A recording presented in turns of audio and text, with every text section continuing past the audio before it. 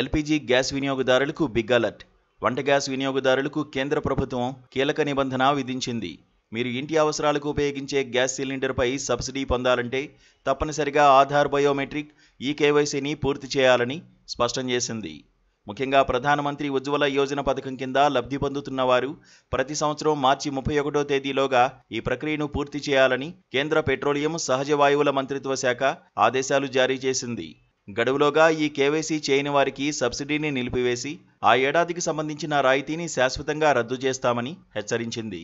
ఈ నేపథ్యంలో Indian oil, Bharat petroleum, Hindustan petroleum వంటి ఆయిల్ కంపెనీలు తమ డిస్ట్రిబ్యూటర్లకు లక్ష్యాలు నిర్దేశించి ఈ కేవైసీ ప్రక్రియను వేగవంతం చేస్తున్నాయి.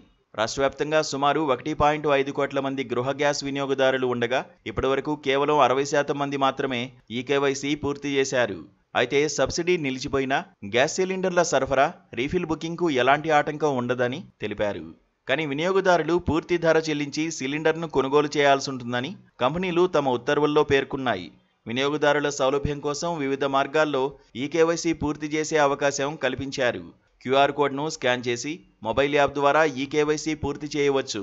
అలాగే సమీపంలోని గ్యాస్ డిస్ట్రిబ్యూషన్ ఏజెన్సీకి వెళ్లి గాని లేదా సిలిండర్ డెలివరీ చేసే సిబ్బంది వద్ద కూడా బయోమెట్రిక్ ప్రక్రియను పూర్తి చేయవచ్చు. ఇన్ని సదుపాయాలు కల్పించినా వినియోగదారుల నుంచి ఆశించిన స్థాయిలో స్పందన రావడం లేదని పంపిణీదారులు వాపోతున్నారు.